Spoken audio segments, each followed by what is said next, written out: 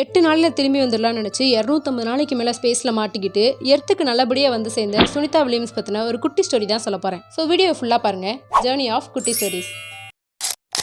Sunita Williams September 19, 1965 அமெரிக்காவில் பிறக்கிறாங்க. என்னதான் அமெரிக்காவில் பிறந்தாலுமே அவங்க ஒரு இந்திய வம்சாவளியை சேர்ந்த ஒரு பெண்.